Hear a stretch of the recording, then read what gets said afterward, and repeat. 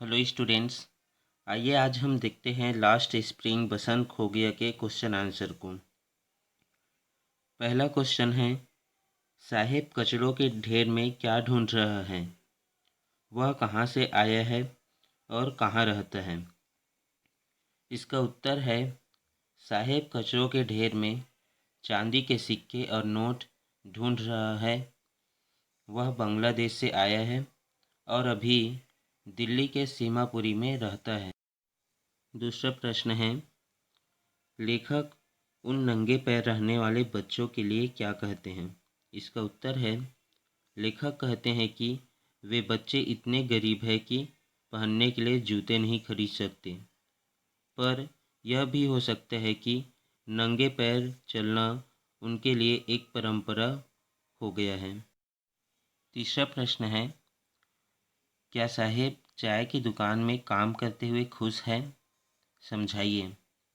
इसका उत्तर है, नहीं, साहेब चाय की दुकान में काम करते हुए खुश नहीं हैं, क्योंकि अब वह खुद का स्वामी नहीं रहा है।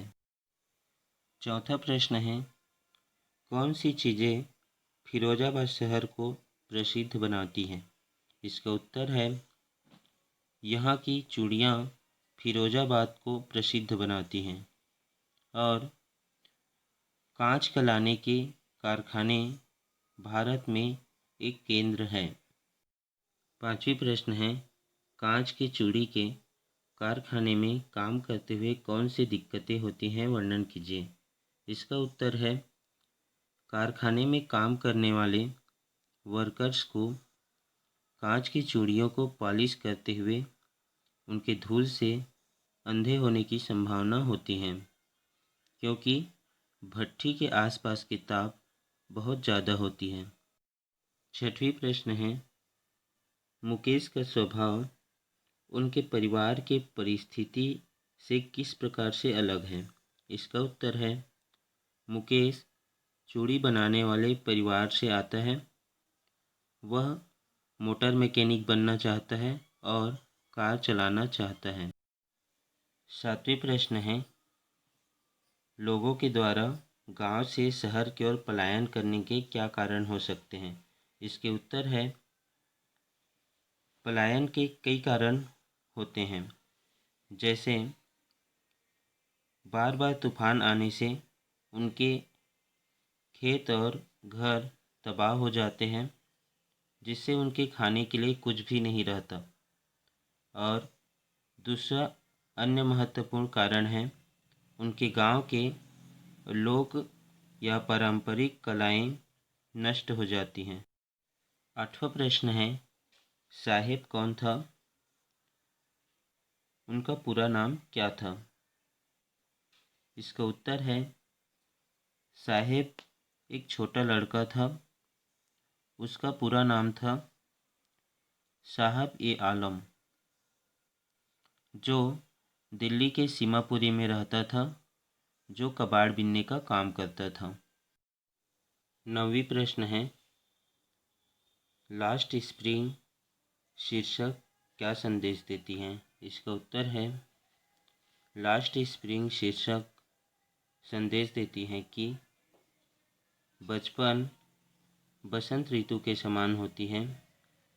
जहाँ बसंत ऋतु में फूल खिलते हैं, ठीक उसी प्रकार से बचपन में बच्चों का विकास होनी चाहिए। लेकिन इस पाठ में साहेब और मुकेश अपना बचपन खो देते हैं। उनका बचपन नष्ट हो जाता है। गरीबी रूपी जाल में वे फंस जाते हैं, इसलिए यह शीर्षक उचित है।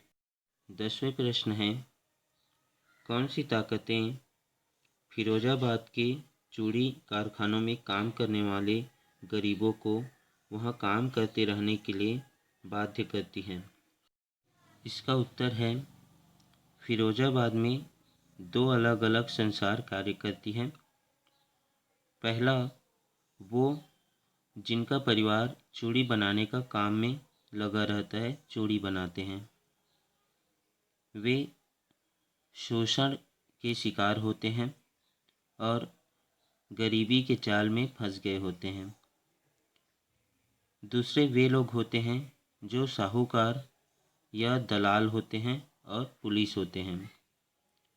अगर युवा खुद को संगठित करना चाहते हैं तो पुलिस के द्वारा उन्हें गिरफ्तार कर लिया जाता है।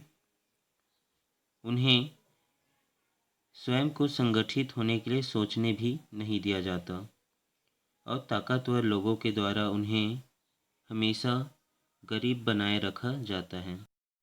11वां प्रश्न है, बाल मजदूरी कैसे और क्यों समाप्त होनी चाहिए? इसका उत्तर है, यह बहुत ही शर्मनाक स्थिति है कि भारत में विश्व के सर्वाधिक संख्या में बाल मजदूर कार्यरत हैं। यह एक अमानवीय कृत्य है। बच्चों को प्यार और देखभाल की ज़रूरत होती है। सभी बड़ी कारखानों में सबसे अधिक संख्या में बाल मजदूर होते हैं।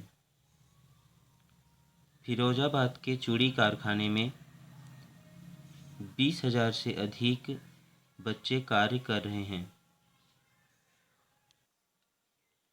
इस पर पाबंदी है, लेकिन ऐसे लोगों के खिलाफ कोई कार्यवाही नहीं होती है। इन पर सख्त कार्यवाही होनी चाहिए। केवल कठोर दंड ही इस शर्मनाक कृत्य का अंत कर सकती है। 12वां प्रश्न है, मुकेश की स्थिति के अनुसार उनका प्रवृत्ति साहब के प्रवृत्ति से कैसे भिन्न थी और क्यों? इसका उत्तर है, मुकेश के अंदर संकल्प शक्ति थी और उसके अंदर कार चलाने की एक दृढ़ इच्छा शक्ति थी। वह एक मोटर मैकेनिक बनना चाहता था, जिसे सीखने के लिए वह गैराज जाना चाहता था। उसे इस बात का फर्क नहीं पड़ता था कि गैराज कितनी दूर थी। उनका परिवार का व्यवसाय चूड़ी बनाने का कार्य था। उनके माता पिता कर्म पर विश्वास करते थे। मुकेश खुद का मालिक बनना चाहता था, लेकिन उनका स्वप्न एक मृग तृष्णा की समान थी। दूसरी तरफ साहेब दिल्ली के सीमापुरी क्षेत्र में एक कबाड़ बीनने वाला था। बाद में चाय की दुकान में कार्य करने के लिए उसे नौकरी मिलता है, जहां उसे 800 रुपये और खाना मिलता है, लेकिन उनके चेहरे से निश्चिंतता खत्म हो जाती है। अब वह खुद का मालिक नहीं रहता। यह बात मुकेश से बिल्कुल विपरीत थी, क्योंकि मुकेश खुद का मालिक बनना चाहता था।